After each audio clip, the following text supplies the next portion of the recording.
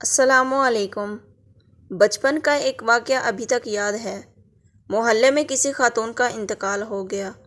نا سمجھی اور کسی کا دور تھا گھونگھٹ بردار دلہنوں کو دیکھنے، اور ان کے پاس گنے کی طرح ہمیں میتیں بھی دیکھنے کا بڑا شوق تھا۔ جہاں کسی جنازے کا پتہ چلا پہنچ جاتے تھے کہ میت کو دکھے نہ کوئی ڈر نہ کوئی خوف۔ عجیب دور تھا۔ اب اس میت والے گھر میں بھی گھس گئے۔ جنازہ بالکل تیار تھا۔ پھر ایک عجیب منظر دیکھا۔ مرحومہ کا خاوند آیا اور ڈولے کے سامنے بیٹھ کر اپنے ہاتھ جوڑ دیے اور بولا کہ نیک بخت حق مہر معاف کر دے، اور اپنے آنسو پونچھنے لگا۔ ہمیں تو یہ سمجھ نہیں آئی کہ یہ حق مہر کیا ہوتا ہے اور یہ آدمی کیوں معافی مانگ رہا ہے، مگر اس بات پر حیرت ہو رہی تھی کہ یہ عورت اب مر چکی ہے تو اب معاف کیسے کرے گی؟ یہ تو کسی بھی بات کا جواب ہی نہیں دے سکتی، تو پھر معافی کیسی؟ پھر وقت اور آگے بڑھا تو ایسے مزید مظاہر کے علاوہ جاننے والوں کے ساتھ ساتھ خود اپنے خاندان میں بھی ایسے مناظر دیکھنے کو ملے کہ مرد کا انتقال ہو گیا، جنازہ تیار ہو گیا تو اس کی بیوی کو پکڑ کر لایا گیا اور اسے کہا گیا کہ اپنے خاوند کا حق مہر معاف کر دو اور اسے ہلکا کر کے خدا حافظ کہو۔ اور یہ سبھی کوئی جوان آدمی نہیں تھے، ان کی شادیوں کو 30 برس بیت چکے تھے، کچھ بچوں کی شادیاں بھی کر چکے تھے، اور حال بھی یہ تھا کہ بیویوں کو حق مہر ادا نہیں کیا تھا۔ ذرا اور سمجھ آئی تو یہ سمجھ میں نہیں آتا تھا کہ ایک آدمی شادی کرتا ہے، گھر اور فیملی بناتا ہے، بیوی بچوں کی ضروریات و خواہشات پوری کرتا ہے، اپنی محنت کی کمائی بیوی کو اچھا پہناتا اڑاتا ہے، اسے حسب و مقدر تحائف و زیورات سے بھی لا دیتا ہے، مگر اس کا حق مہر ادا نہیں کرتا، اور محض اس ایک فریضے کی ادائیگی سے پہلو تہی کر کے وہ دنیا سے رخصت ہوتے ہی اس کے مجرم کی حیثیت اختیار کر لیتا ہے، اور بیوہ کا فرض ہوتا ہے کہ وہ اسے معاف کرے، ورنہ وہ بروز محشر اس کے قرض دار کی حیثیت سے اٹھایا جائے گا۔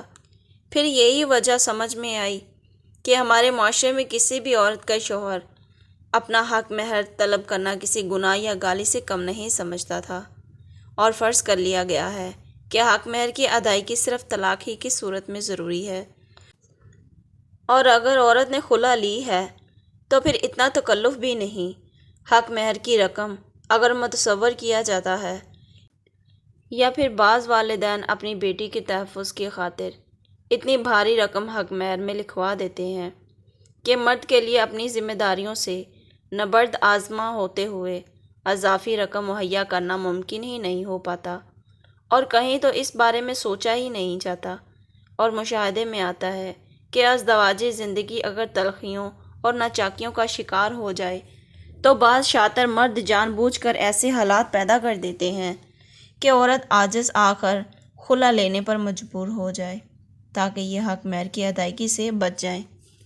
ضرورت اس بات کی ہے کہ شریعت میں انعقاد نکاح کے جو اعمال بیان کیے گئے ہیں ان میں سے ایک واجب رکن مہر کی اہمیت کو سمجھا جائے، اور شادی کے موقع پر حق مہر کی مالی حیثیت کے مطابق اتنا ہی رکھا جائے کہ وہ عام حالات میں ہی بلکہ اپنی پہلی فرصت میں اسے بآسانی ادا کر سکے، نہ کہ جنازے پر معافیاں تلافیاں ہوں۔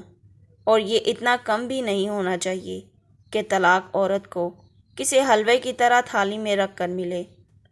1900 کے اوائل میں متحدہ ہندوستان میں 1 تولہ سونے کی قیمت 16 روپے اور کچھ آنے تھی، اور شاید اسی دور میں حق مہر 2 تولہ سونا کے مساوی رقم 32 روپے 6 آنے مقرر کی گئی ہے۔ لوگ 25 بھی کہتے ہیں اور 32.5 بھی۔ پھر وقت کے ساتھ ساتھ روپے کی قدر گھٹتی رہی، مہنگائی اور سونے کی قیمت بھی بڑھتی رہی، مگر حق مہر 32.5 روپے ہی رہا، اور لوگ وہ تک اپنی بیویوں کو ادا نہیں کرتے تھے۔ پوری 1 صدی بیت گئی، مگر یہ رسم برصغیر میں آج بھی کہیں نہ کہیں جاری ہے، یکسر ختم نہیں ہوئی۔ اسے دین کا حصہ بنا دیا گیا ہے۔ لوگ شادی کے موقع پر حسب و مقدور بری میں طلائی زیورات چڑھاتے ضرور ہیں، مگر 100 سال پہلے کے 32.25 روپے کے حساب نہیں نکالتے کہ وہ آج کی کتنی رقم بنتی ہے۔